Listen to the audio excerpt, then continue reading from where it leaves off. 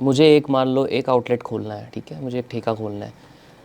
आप तो इतने टाइम से रन कर रहे हैं बिजनेस, एक एक्सपीरियंस हो गया है, कितना इन्वेस्टमेंट चाहिए होता है नॉर्मली एक ठेका खोलने में? ये ठेका खोलने में इन्वेस्टमेंट जो है वो वेरी करता है।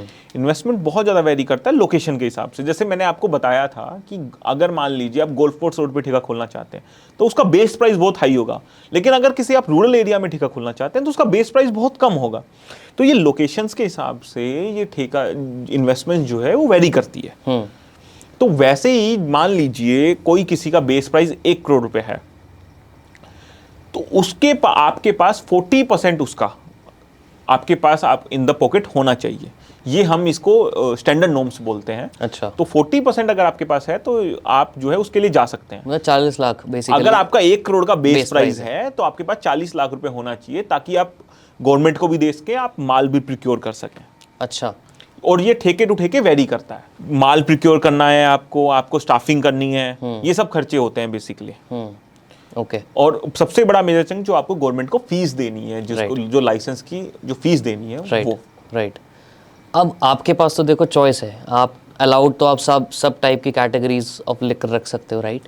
बट आप कैसे डिसाइड करते हो कि ये वाला कैटेगरी में हमें ये ब्रांड या ये पर्टिकुलर प्रोडक्ट, हम किसी ब्रांड का नाम नहीं लेते, बट कोई पर्टिकुलर प्रोडक्ट हमें रखना चाहिए, इंट्रोड्यूस करना चाहिए, इसके पीछे कोई आप डेटा यूज़ करते हो? ये सब डिमांड एंड सप्लाई के ऊपर है। हाँ। हमारे जो इंटरनल सॉफ्टवेयर हैं वो बता देते हैं आपको कि ये जो है ये प्रोडक्ट आपका ज़्यादा सेल होता है तो ऑटोमेटिकली आप वो प्रोडक्ट ज़्यादा आप प्रिक्योर करते हो, और कोई प्रोडक्ट कम सेल होता है तो वो कम प्रिक्योर करते हैं। बट कोई प्रोडक्ट अभी मार्केट में आया ही नहीं है मान लो, और वो इंट्रोड्यूस हो रहा है, वो उसके लिए आप जब आप शुरू करते हो किसी प्रोडक्ट को लॉन्च करते हो आप, हाँ। तो उसके लिए आप पहले कम प्रिक्योर करते हो उसको, और उसका डिमांड देखते हो, आप एनालिसिस करते हो कि उसका डिमांड कितना है। फिर अगर आपको उसका डिमांड अच्छा लगता है तो आप उसको प्रिक्योर करने लगते हो। ओके।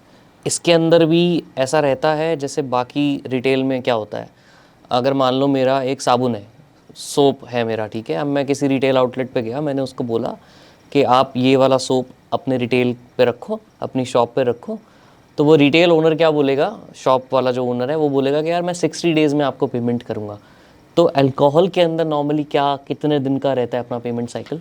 क्रेडिट पीरियड अलग अलग हो सकते हैं, ये कंपनी वाइज वेरी कर सकते हैं। हर एक कंपनी का क्रेडिट साइकिल अलग हो सकता है। ऑन एन एवरेज कितना ऑन एन एवरेज आपको 30 डेज आप मान के चलिए कि अच्छा। आपको you have to repay in 30 days.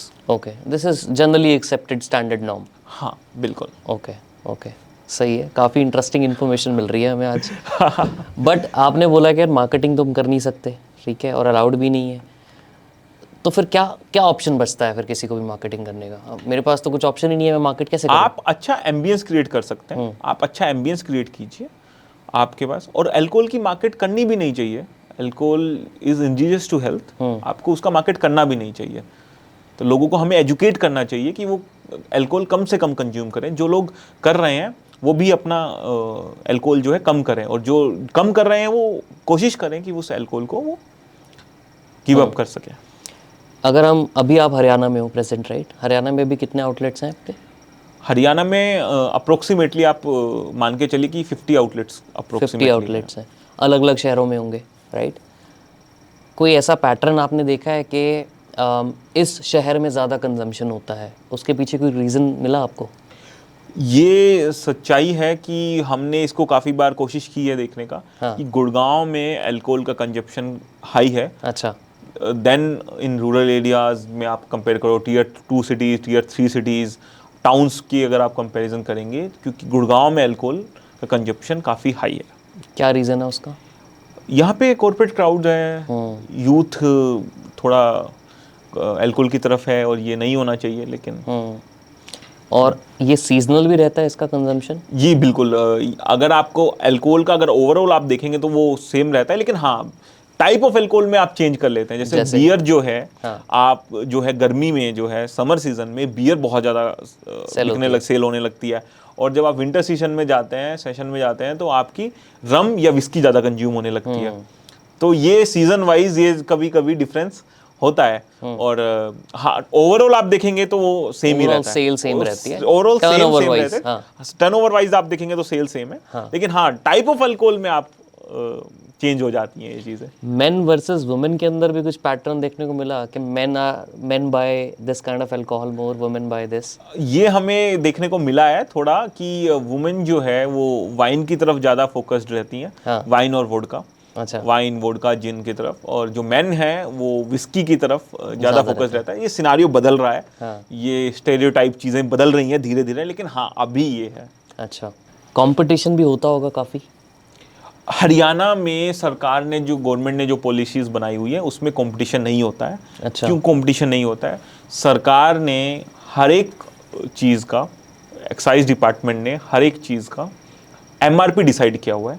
MRP मतलब मिनिमम रिटेल प्राइस। तो गवर्नमेंट ने जब मिनिमम रिटेल प्राइस डिसाइड किया हुआ है तो आप उसके नीचे कोई भी अल्कोहल नहीं बेच सकते हैं। अच्छा, इसमें एमआरपी मैक्सिमम रिटेल प्राइस नहीं है? MRP as per excise maximum retail price नहीं है, ये मिनिमम रिटेल प्राइस है।